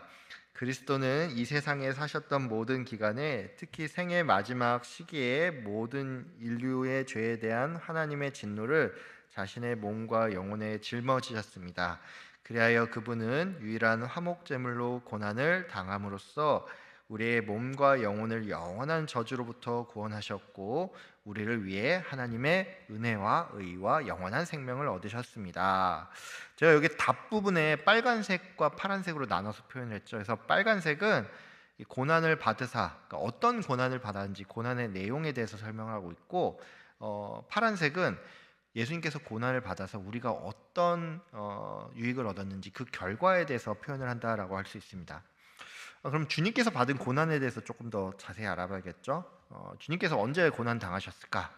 제가 말했죠. 성육신 했을 때부터 낮아지셨다 그랬죠. 그래서 전생에, 그러니까 부활 이전까지의 모든 생애가 사실은 예수님께서 전생애를 통해서 고난을 받으셨다라고 할 수가 있습니다. 우리가 십자가의 형벌만이 고난이다라고 생각할 수 있는데 그게 아니라는 거죠. 살아 계실 때도 말씀을 전하는 그 기간 가운데서도 얼마나 많은 유대인과 그 바리새인과 또 서기관들과 얼마나 많은 그 고난을 받으셨어요. 그래서 뭐 조금 여담이긴 한데 보면은 이슬람 경전 이런 데 보면은 예수님께서 어린 시절에 대한 이야기들도 나오는데 그게 이제 믿을 건 못 돼요. 믿을 건 못 되지만 예수님 어린 시절에 보면은 뭐 이렇게 돌멩이를 가지고 이렇게 덜려서 참새로 뭐 이렇게 만들어서 날렸다 뭐 이런 이상한 이야기들도 나와요. 뭐 그런 얘기들도 막 없는 얘기들도 나오는데 거기서 뭐 그렇게 했더니만 뭐 고난을 받았다 뭐 이런 이야기들도 있습니다. 근데 그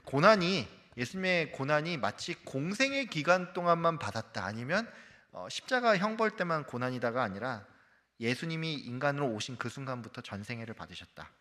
고난의 범위는 뭐냐? 육체적인 고난만 받은 게 아니에요. 그 전 인격이 고통을 받으셨고 그래서 우리의 이게 전 인격이 받았다는 건 뭐냐면 바꿔 얘기해서 전 인격이 형벌을 받았다라는 것이죠.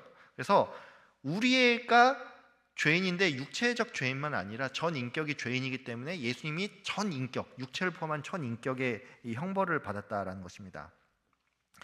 그 다음에 그 예수님께서 받은 이 그 고난은 개인을 향한 그 진노가 아니라 인류 전체를 향한 진노로서의 고난이다라는 것이죠.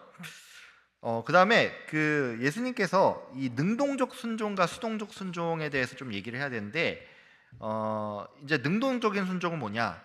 예수님께서 율법을 완전히 다 성취를 하셨다라는 것을 의미해요. 그래서 율법 아래에 나셔서 율법의 모든 요구를 다 지키셨다라는 게 능동적인 순종이고, 그 결과로서 예수님께서 율법을 다 이루셨기 때문에 그 의가 우리에게 전가가 됩니다. 또한 수동적인 순종이 있는데, 이 수동적 순종은 뭐냐? 죄의 형벌을 감당한 거예요. 십자가 형벌을 감당을 해서 우리가 그 십자가 고난을 받을 것을 예수님께서 대신 받으셨다라는 것이죠. 그 결과로서 우리의 몸과 영혼이 구원이 됐다라는 것이죠. 이게 고난 받으신 게 결국은 순종한 것이에요. 순종을 했다라는 것이죠. 이사야 53장에 보면 예수 그리스도께서 이제 고난의 종으로서 묘사가 되죠. 근데 여러분 한번 생각을 해보세요. 이게 사도신경이 보면은 예수님의 이 33년의 이 생애를 되게 많은 일들이 있었잖아요. 사실 뭐 병자도 고치고 치유도 일으키고 이적도 베푸시고 되게 많은데, 십자가 그 사도신경 가서 보면은 그런 내용은 없고 고난 받으사라고 이렇게 요약이 됐잖아요. 왜 그런지 한번 생각을 좀 해보시면 합니다. 예. 자, 38문 넘어갈게요. 12시 넘었네요. 그분은 왜 재판장 본디오 빌라도에게 고난 받으셨습니까? 그가 무죄한데도 세상 재판장 아래에서 정죄되었고, 그래서 우리 위에 임할 하나님의 엄한 심판으로부터 우리를 구원하셨습니다. 우리가 그 본디오 빌라도에게 고난 받으사라고 이렇게 나오죠. 근데 그 원어는 본디오 빌라도에게가 아니라 본디오 빌라도 아래에서 고난을 받으사라고 그렇게 표현되어 있습니다. 여러분 사도신경 외우다 보면 좀 이상한 생각 들 때가 있어요. 왜냐하면 본디오 빌라도에게 고난 받으사라고 하면은 본디오 빌라도가 진짜 그렇게 죽일 놈인가, 진짜 나쁜 놈인가 이렇게 생각을 해보게 된다는 것이죠. 근데 성경을 쭉 읽다 보면 이 사람 그렇게 나쁜 사람은 아닌 것 같은데 이런 생각 들 때 있지 않아요? 예, 그렇죠. 왜냐하면 보면은 총독으로서 되게 예수님 여러 번 풀어주려고 했고, 심지어 야 너네 이게 표결해라, 이 악한 이 저 살인자 이 사람 놔줄까, 예수님 놔줄까 막 이렇게까지 하고 막 했잖아요. 놔주려고 했고 막 손 씻으면서 나는 너희들의 그거에 대해서 손 씻는다, 이건 너희가 감당해라 막 이렇게까지 하잖아요. 그러니까 풀어주려고 했어요. 그래서 예수님께 고난을 주기로 치면은 유대인 종교 지도자들, 바리새인, 서두개인, 로마 병정들이 잘못을 했지 본디오 빌라도는 그렇게 크게 잘못을 안 했는데, 이게 사실 좀 오해입니다. 왜냐하면 사도신경은 이제 우리나라 말은 본디오 빌라도에게 고난 받으사라고 돼 있는데, 라틴어랑 이제 원래 독일어 보면 본디오 빌라도 아래에서이라고 표현을 하고 있어요. 그러니까 라틴어는 뭐라냐면 파수스 수프 폰티오 빌라도라고 돼 있고, 하이델베르크는 뭐냐면 겔린텐 운터 폰티오 필라도예요. 이게 뭐냐면 본디오 빌라도 아래에서, 그러니까 본디오 빌라도라는 세상 그 재판관의 아래에서 일어난 사실이다. 그러니까 역사적인 사실을 좀 강조하기 위해서 이걸 표현한 것이지, 본디오 빌라도 이 나쁜 자식 이것을 표현하기 위해서 사실 쓴 게 아니에요. 그러니까 역사적인 사실이다. 본디오 빌라도라는 실제 인물이 있었고 그 치하에서 이것을 당했다라는 것을 좀 더 표현하기 위한 것이지, 여러분 이 부분에 있어서 좀 오해하면 안 됩니다. 그래서 이건 역사적인 사실임을 좀 강론한다라는 것을 좀 알고 계시면 하고, 빨리 넘어갈게요. 39문 보겠습니다. 십자가에 못 박혀 죽으신 것이 다른 죽음으로 죽는 것보다 더 의미가 있습니까? 예, 그렇습니다. 그런 죽음 때문에 나에게 있던 저주를 그가 친히 담당하셨다고 내가 확신할 수 있기 때문입니다. 왜냐하면 십자가의 죽음은 하나님께 저주받은 것이기 때문입니다. 우리 그런 생각할 수 있죠. 왜 하필 십자가일까? 여러분 보면은 십자가가 잔인한 형벌이긴 하지만 훨씬 더 잔인한 형벌들 많아요. 우리나라 보면은 뭐 옛날에 이런 표현하면 좀 돼. 이 육실헐놈 이런 표현 있다요. 그 시체를 이게 6등분을 한다라는 의미의, 그게 능지처참 뭐 이런 거랑 비슷한데, 이게 너무 잔인한 얘기인데, 그 육실헐놈을 보면 이 팔과 다리, 손, 발, 그다음 여기에 얼굴을 해가지고 총 몇 개죠? 얼굴, 그다음 팔, 다리 하면 5개잖아요. 근데 여기에 끈을 묶고 소를 달리게 합니다. 그러면은 몸이 팔 2개 나가고 다리 2개 나가고 목 잘리고 하고 그다음에 몸통 남으니까 6조각 되죠. 그래서 육실얼놈이라는 게 되게 무서운 말이에요. 그래서 사실 보면 알겠지만 번제라는 그 제사의 성격을 생각하면 화형을 당하는 게 뭔가 맞을 것 같고, 속죄제 보면은 각을 뜬다라는 표현들 있죠. 그러면 이걸 보면 능지처참형을 받는 게 오히려 더 잔인하면서도 더 맞을 것 같은데 왜 십자가형인가라고 생각을 해볼 수가 있죠. 근데 이게 저주의 형벌이기 때문입니다. 신명기에 보면은 그 나무에 달린 자마다 저주받는다라고 있죠. 그러니까 십자가형은 굉장히 저주스럽고 치욕스러운 것이라는 그런 의미가 강했어요. 그러니까 내가 차라리 목 잘려 죽고 말지, 내가 차라리 육실을 당하고 말지, 뭐 내가 십자가 달린 건 너무나 나에게 수치야라고 사람들한테 그렇게 생각이 됐다라고 합니다. 그래서 이게 왜 그러냐면 예수님께서 우리가 받아야 될 저주를 대신 받기 위해서 십자가형을 받으셨다는 거예요. 그러니까 의미가 있습니다. 그러니까 괜히 십자가형을 받으신 게 아니라 그 의미가 있다는 것이죠. 그래서 갈라디아서 이 3장 13절에 보면 그리스도께서 우리를 위하여 저주를 받은 바 되사 율법의 저주 아래에서 우리를 속량하셨으니 기록된 바 나무에 달린 자마다 저주 아래 있는 자라 하였으며, 이 말이 있죠. 그러니까 십자가에 달린 게 그냥 시대적 상황에 그냥 어쩌다 십자가형에 방한 게 아니라 그런 의미가 있다라고 할 수가 있습니다. 자, 40문 넘어갈게요. 그리스도는 왜 죽으셔야만 했습니까? 하나님의 의와 지신 때문에 하나님의 아들의 죽음 말고는 다른 방식으로 우리 죄값을 칠 수 없기 때문입니다. 예. 뭐 이런 생각할 수 있어요. 그냥 고난 받고 저주 받았으면 그걸로 뭐 죄값 치르는 거 아니야? 꼭 죽으셔야만 하냐라고 생각을 할 수 있는데 그렇지가 않아요. 왜냐하면 예수님께서 야, 너 죄 지었어? 그래, 그럼 3년형, 뭐 5년형, 태형이다 이렇게 한 게 아니라 죄의 삭시, 결국은 죽음이기 때문입니다. 사망이기 때문입니다. 그리고 창세기 2장 17절에도 뭐라 그랬죠? 네가 먹는 날엔 반드시 죽으리라고 했어요. 그러니까 그 죄의 그 값은, 그 형벌은 결국 사망이기 때문에 죽음으로써 갚아야 된다라는 것입니다. 그러면 이 답에 보면 하나님의 의와 진실, 또 진리라고도 번역을 해요. 진리 때문에 하나님의 아들의 죽음 말고는 다른 방식으로 우리 죄값을 치를 수 없다라고 했죠. 근데 왜 하나님의 아들이라고 표현했을까? 예수의 죽음이라고 표현을 안 하고, 이 부분은 우리 지난 강의 15문 17문 한번 다시 한번 좀 보면서 한번 연결해서 생각을 해보시길 바랍니다. 빨리 넘어갈게요. 41문, 그리스도는 왜 장사되셨습니까? 지가 참으로 죽으셨다는 것을 증거하기 위해서입니다. 장사당했다는 것은 이게 사실 생각을 보면 됐지만 우리의 구원에 있어서 죽으시는 건 꼭 필요해요. 근데 장사가 되어야 되는 것은 신학적으로 볼 때 꼭 필요하지는 않습니다. 근데 요걸 넣은 거는 예수님이 본디오 빌라도 아래에서 고난을 받으신 것과 마찬가지로 이게 정말로 죽으셨다.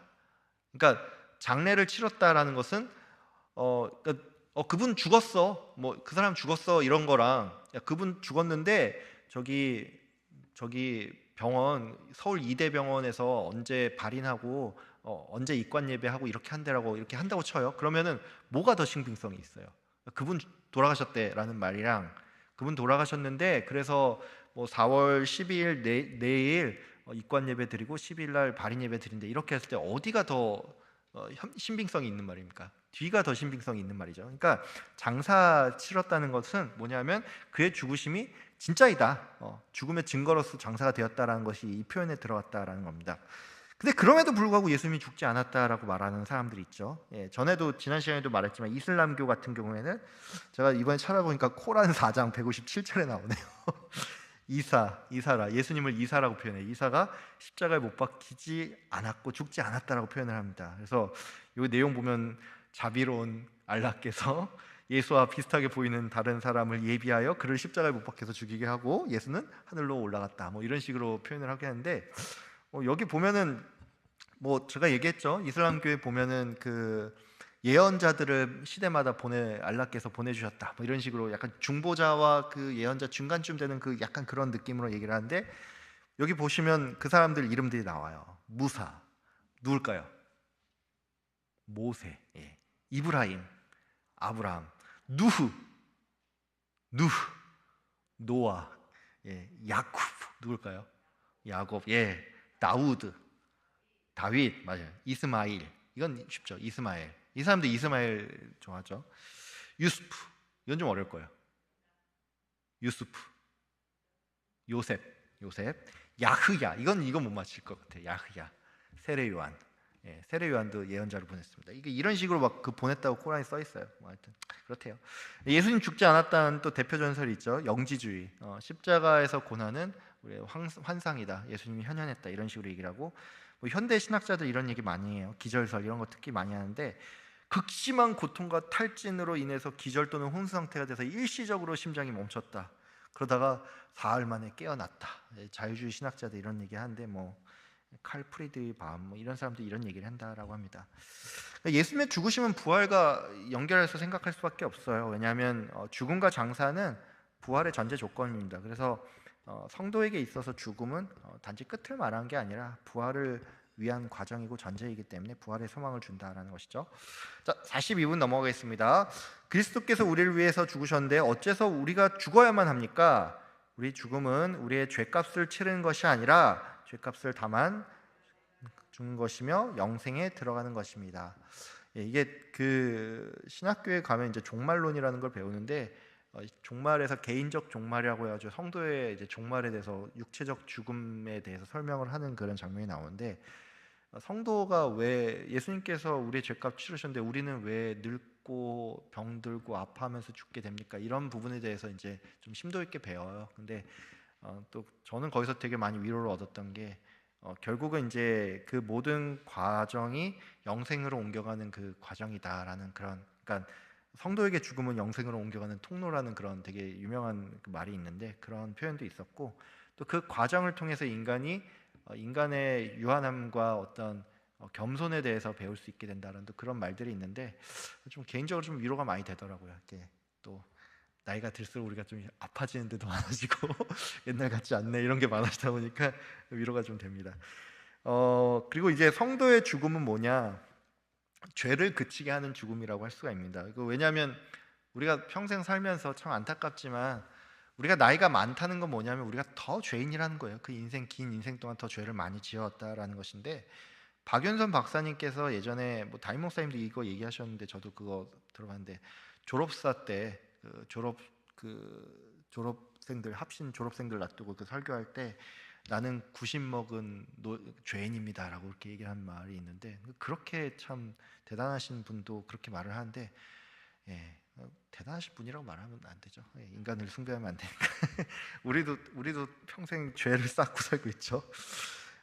이 죄를 쌓고 산다는 게 뭐냐면 우리가 이 세상에서 완전 성화를 이루지 못한다라는 거예요. 완전 성화라는 것은 영화의 단계를 마치 이룰 수 있는 것처럼 뭐 감리교라든지 순복음에서는 그런 식으로 얘기를 하고, 뭐 완전 성화의 증거로서 방언을 받는다 뭐 이런 얘기들도 하는데, 우리는 완전 성화를 못 이룹니다. 점진적 성화인데, 이 점진적 성화라는 게 뭐냐면 이게 조금씩 변한다는 거거든요. 근데 여러분, 우리는 인간이 급하기 때문에 우리가 보면은 날 보면 점진적 성화가 없는 것 같은데라는 생각이 많이 들 수가 있어요. 근데 생각을 해보세요. 우리 인생 되게 길잖아요. 이게 되게, 예를 들어 요즘 뭐 100세 시대 뭐 이렇게 하는데 100년을 놓고 천천히 성화가 된다고 생각을 해보세요. 근데 그게 성화가 이 높은 급으로 올라가는 게 아니라 진짜 하나님 보실 땐 여전히 죄인데 거기서 그 단계에서 이렇게 하는 거라고 치면은 우리 인생을 볼 때는 거의 제자리 걸음처럼 느껴지는 겁니다. 하루 이틀을 볼 때는 나 거의 안 변한 것 같은데, 나 여전히 죄 계속 짓는 것 같은데, 어제 잘못했는데 오늘 또 잘못하고 있는데 이러거든요. 그래서 점진적 성화가 나한테 있는 게 맞아? 이런 생각이 들 수밖에 없어요. 들 수밖에 없는데, 그게 진짜 점진적 성화고 우리 인생이 길고 전체로 볼 때는 뭐 이런 거예요. 뭐 평지를 걷는, 그러니까 보면은 이게 올라가는 길인데 이게 되게 길게 나누면은 거의 안 올라가는 것처럼 느껴지잖아요. 그러니까 각도가 거의 없으니까 이게 그런 거라고 느껴지시면 됩니다. 그렇게 느껴지는 게 정상이다. 이렇게 알고 계시면 됩니다. 43분 넘어갈게요. 그리스도의 십자가의 제사와 죽으심에서 우리가 받는 또 다른 유익은 무엇입니까? 그리스도의 죽으심의 공효로 우리의 옛사람이 그와 함께 십자가에 달리고 죽고 장사되며 그럼으로써 육신의 악한 소욕이 더 이상 우리를 지배하지 못하게 되고 오히려 우리 자신을 그분께 감사의 제물로 드리게 됩니다. 예수님의 이 죽으심이 이 빨간색 부분은 우리의 옛사람이 그와 함께 십자가에 달리고, 그러니까 칭의, 우리의 옛사람, 원죄에 대한 얘기예요. 칭의로서 십자가에 달려서 죽게 하고 거길로 끝나는 게 아니라 우리가 성화의 길로 나아갈 수 있는 그 길을 가게 한다라는 것이죠. 그러니까 죄의 종로로 타지 않는다는 거예요. 근데 죄의 종로로 타지 않는다라는 표현 앞에도 얘기했지만 우리가 그날부로 갑자기 되게 성인처럼 살았는데 그 말 아니에요. 그렇게 오해하시면 안 되고 다만 방향성이라는 건 생긴다는 거예요. 우리가 옛날에는 죄를 지을 때 아무런 자책감도 느끼지 않고 막 그렇게 즐기던 것들이 지금은 그거 이제 한 번에 딱 끊으면 제일 좋고 한 번에 뭔가 딱 변화되면 좋겠지만 그렇지 않더라도 조금씩 꺼리게 되고 이런 그런 방향성이 생겨난다라는 것이죠. 여기 보시면 제가 밑줄로 감사의 제물로 드리게 된다라고 했는데 이게 무슨 얘기냐면 우리가 성화에 대해서 굉장히 무거운 책임감으로 가지게 되는데 이게 감사의 표현이라고 생각하시면 됩니다. 그래서 로마서 12장 1절에 보면 너희 몸을 하나님이 기뻐하는 거룩한 산 제물로 드려라라는 이 표현이 감사의 표현이라고 할 수가 있어요. 그러니까 죄를 우리가 성화의 길을 가기 위해서 죄를 끊는 노력을 하잖아요. 근데 거기서 의지적 노력과 책임감이 물론 있어야 되겠지만은 하나님을 사랑하는 마음으로 감사의 표현으로 그것을 끊기 위해서 노력할 때 그것이 더 이루어질 수 있다라고 생각을 하면 됩니다. 여러분 우리가 누군가를 굉장히 깊이 사랑하면 그 사람을 맞추기 위해서 굉장히 노력하게 되잖아요.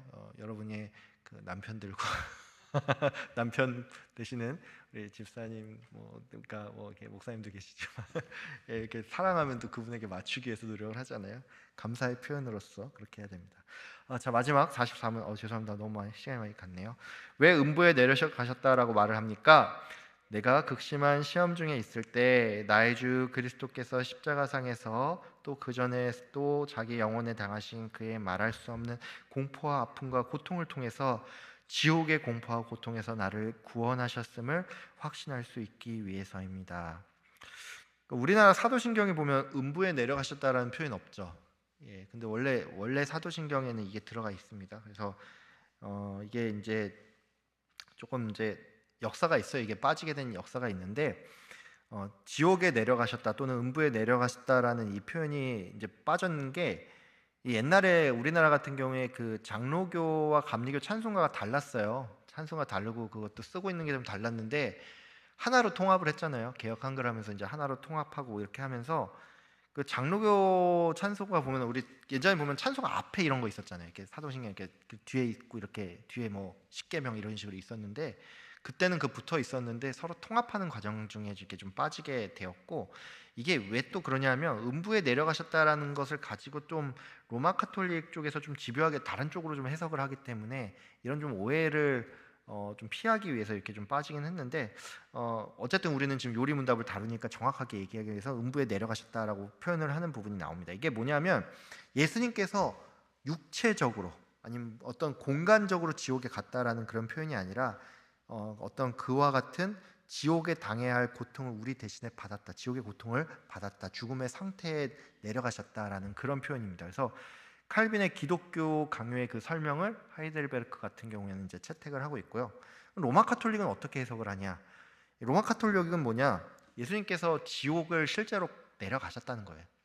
지옥에 가셔서 그 지옥의 가장자리에 있는 성도들을 구원을 하셨다고 해요. 그래서 구약 림보라고 부르거든요. 거기를 이제 로마 카톨릭 같은 경우는 림보라고 불러가지고 지옥의 가장자리에 있는 그 구약의 성도들, 먼저 이제 예수님 가셨을 때 구약의 성도들을 데리고 그들을 이제 천국으로 가셨다라는 그렇게 얘기를 하는데 이게 베드로전서 이런 데를 조금 해석을 이상하게 해서 좀 그렇게 한 건데 그런 게 있습니다. 근데 이제 조금 궁금하니까 좀 한번 우리가 이제 다른 로마 카톨릭의 그런 것도 좀 알아보자면 로마 카톨릭에는 림보가 종류가 한 두 가지 정도가 있는데 선조들의 림보라고 있습니다. 이게 무슨 얘기냐면 구약 시대, 그러니까 예수님 모르고 죽은 시대의 그 의인들은 그리스도를 알지 못했기 때문에 천국에 즉시 들어갈 수가 없었기 때문에 예수님께서 돌아가시고 나서 바로 내려가셔서 그들을 데리고 올라왔다는 거죠.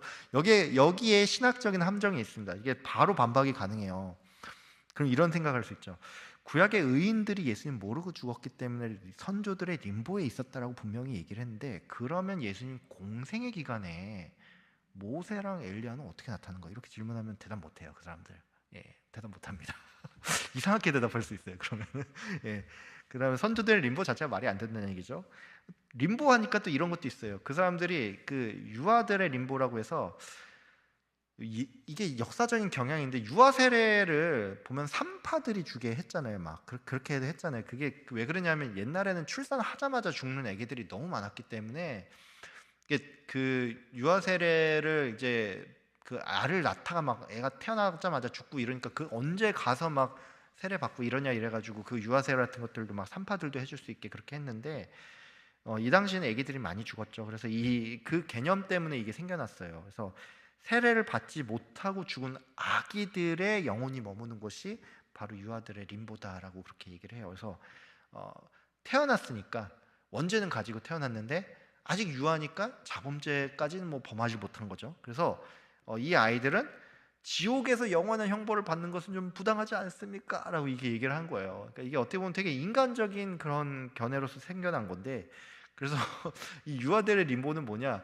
이들은 결국은 천국으로는 못 가요. 그래서 천국의 그 극락의 복은 못 누리지만 그 유아들의 림보에서 자연적인 행복을 누린다라고 그렇게 얘기를 하는데, 참 되게 인간적인 것들이 많이 들어가 있죠. 제가 인간적이라고 좋게 말하지만 사실 신학적으로 볼 때 정말 근거가 없는 것들이 많습니다. 제가 좀 다른 쪽으로 했는데, 우리 여기 이 43문 답이요, 한번 집에 가서 천천히 읽어보세요. 이거 되게 위로가 됩니다. 읽어보시면은 되게 위로가 되기 때문에 제가 숙제를 하나 드리자면 44문의 답을 집에 가서 한번 천천히 읽어보시고, 그리고 히브리서 4장 15절과 함께 묵상을 하기를 바랍니다. 우리 히브리서 4장 15절 우리 함께 읽으면서 마무리하겠습니다. 시작. 우리에게 있는 대제사장은 우리의 연약함을 체휼하지 못하실 리가 아니요 모든 일에 우리와 똑같이 시험을 받으신 이로되 죄는 없으시니라. 아멘. 예수님께서 여러분 이 음부에 내려가는 고통을 받으신 것은 그냥 다른 것이 아니라 우리에게 우리의 고통에서 건지시기 위해서, 그분이 우리의 그 고통을 아시고 모르시는 분이 아니라는 거 생각하시고 또 그분을 의지하는 우리 삶이 다 되기를 바랍니다. 자, 우리 기도하면서 마무리하겠습니다. 사랑과 은혜가 풍성하신 하나님 아버지, 오늘 또 하이델베르크 요리문답 5강을 통하여서 사도신경이 나온 예수 그리스도께서 어떤 분이신지 알게 해 주신 감사합니다. 먼저 예수 그리스도의 그 이름을 통하여서 예수님께서 또 우리의 구원자요, 또 그리스도이시오, 또 우리의 주님이시며 독생자임을 알게 하심 감사합니다. 그리고 또 예수 그리스도께서 성육신 하심으로 그 낮아지시고 또 고통받으시고 또 십자가에 못 박혀 죽으시고 장사되시고 그 다음에 이렇게 또 음부에 내려가신 것이 어떤 의미인지, 그리고 이것이 우리에게 어떤 위로를 주는지 알게 하셨는데, 하나님 아버지, 오늘 이 배운 것들이 우리의 마음에 큰 위로가 되게 하여 주시고, 예수님께서 고난 받으신 것이 우리를 위하여 고난 받으신 것이고, 그렇기 때문에 우리의 고난을 누구보다 잘 아시는 하나님이며 예수님을 알고 그분을 의지하는 우리의 삶이 될 수 있도록 주님 인도하여 주시옵소서. 우리의 이 배움이 우리의 신학적 지식에 있어서 큰 배움이 되게 하여 주시고 우리의 신앙을 단단하게 만드는 우리의 배움이 될 수 있도록 주님 인도하여 주시옵소서. 감사드리며 예수 그리스도의 이름 받들어 기도드립니다. 아멘. 수고 많이 하셨습니다. 제가 오늘 좀 당이 떨어져가지고 말이 자꾸 꼬이네요.